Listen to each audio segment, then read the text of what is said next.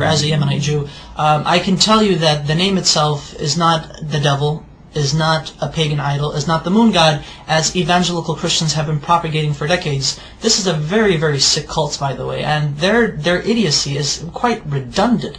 I mean, I can't even imagine if people would actually teach themselves these things and flatter themselves with these things, and at the same time claim to support Israel, when in actuality in Israel we say Allah, we say Yallah, we say these terms, these phrases are understandable to our understanding, that they are not in any way, shape or form to what they say, to what evangelical Christians say is basically the devil. No, we understand what the name Allah means, what it signifies. Take the dictionary of the Hebrew language. I take the dictionary and I actually took the name of God, which is, through etymology, is the three letters Aleph, Lamed, Veh.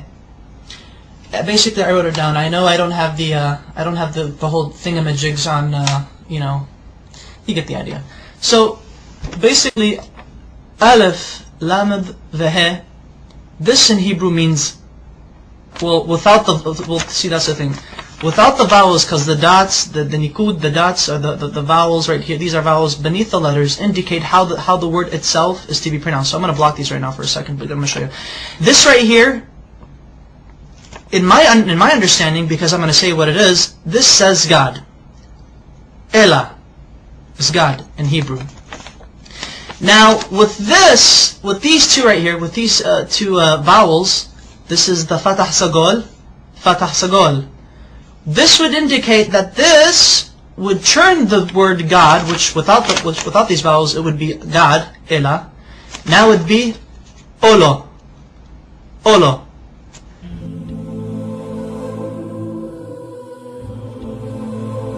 Olo means a curse, an oath, or a covenant.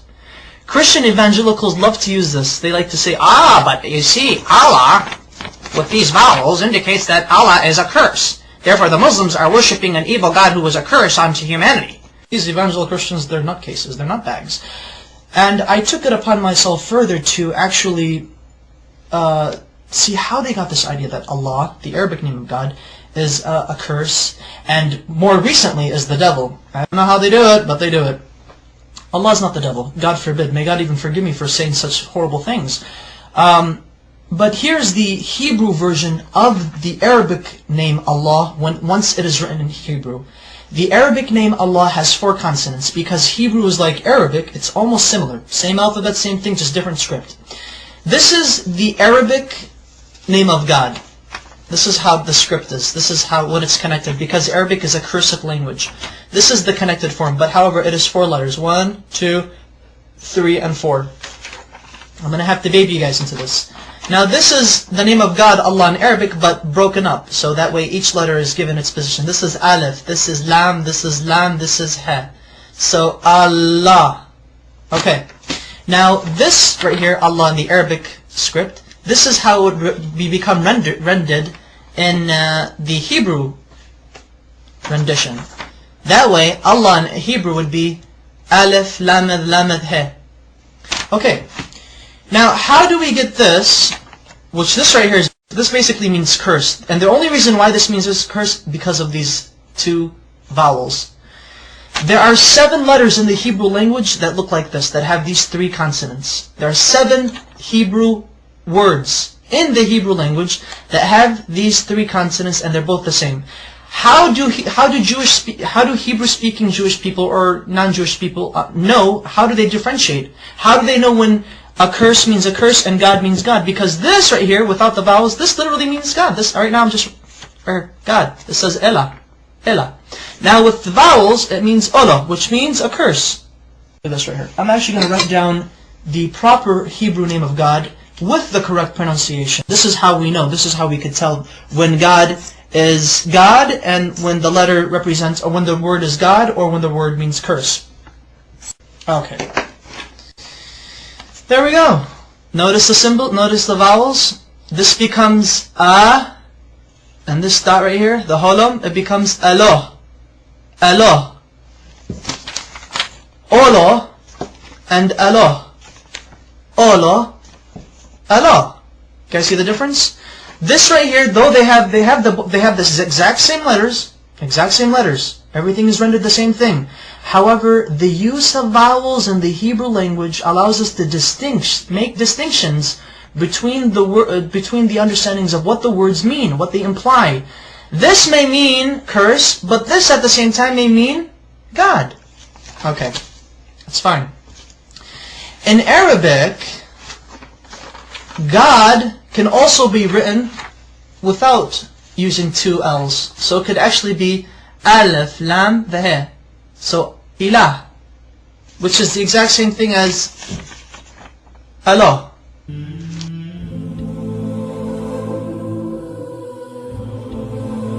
Their understanding of how they approach God is exquisitely the same. We do not share the system of belief with Christians that they and us worship the same God. No, we do not. So help me God. But Christian evangelicals do not worship the God of Israel. They do not worship the Islamic perspective of God.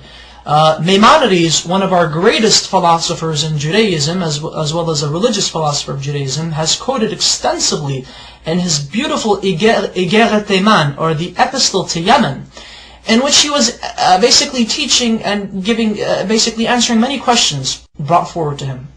The Jews of Yemen asked, what is your position of Muslims? Are they considered idol worshippers? Are they considered paganists? And Maimonides said, the Muslims, the idolatry has been removed from their hearts. A Muslim does not know idolatry, he does not know paganism, he has no form of whatsoever of any grain left in his heart. Therefore it is permitted unto a Jew, when he enters a land where he cannot find a synagogue, that he is allowed to pray in a Muslim mosque. He's okay, it's fine, it's okay. Hey, I can go to a Muslim mosque and pray if I have to, if I can't find a shul. However, Maimonides says, be careful. If a Jew enters a land where there is no mosque or a synagogue, then he is forbidden to enter a Christian church if there is one. Do not pray in a Christian church. And the reason why is because Christians do not worship the same God we do. They worship a pagan. They are idolaters. They are called Avodah Zarah in Hebrew, which means idol worshippers. So exquisitely said, so wonderfully stated. Oh my goodness. And you know, it's quite interesting that unfortunately there should be more Jews actually stating the facts as it is, that you know, Muslims and Jews and Muslims, we both worship the same God. No matter what these crazy evangelical Christians are saying, they're basically nutbags.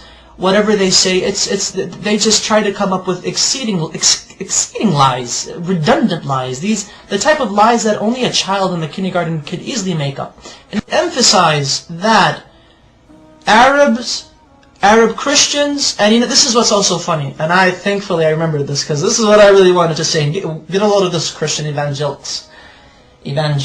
I should refer to you guys as evangelics. There are actually 20 million Arab Christians in the Middle East today, as well as the United States, as well as around the world. And Arab Christians and their religious services, and their Sunday services, and Mass, or whatever God frickin' services they have, Arab Christians refer in the Arabic Bible, the Arabic translation of the Bible, they say Allah in reference to God. Now I would like to ask these evangelicals, what say ye of these people who claim to believe in your Jesus? What say ye to them? Now are you going to go chase them and say, oh, you're worshiping the devil. The devil is Allah.